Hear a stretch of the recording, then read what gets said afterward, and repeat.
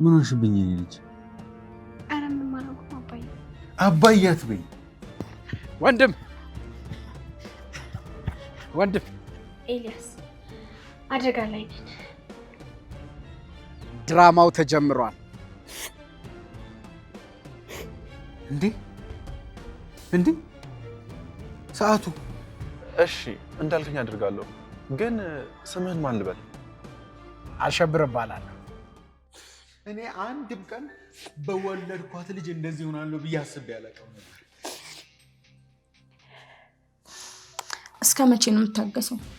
በቅርቡ እኮ ሁሉንም ነገር በስሜ ያደርጋሉ። ገንዘብ? ምን አይነት ልጅ ነው ገንዘብ የሚጠይቅሽ? አንተ ማትረባ ደግሞ ሰዓቴን አምጣ። ሰዓቴ እናቷ ከሞተች ጊዜ ጀምሮ እንደዛ ስንከባከባት የነበርኩት እኮ እኔ ነኝ። አሁን ውበትሽ ግዢ ያልኩሽን ካልገዛሽ ሰሚኛለሽ? ውጪ ነው ማሳድርሽ፣ በረንዳ ላይ ገዝተሽ ነይ። ምን እያልሽ ነው ሀና? እንዴት አባቴን እሰርቃለሁ? ሲጋራ? እረፍ የሆነ ነገር ትሆንብሃል።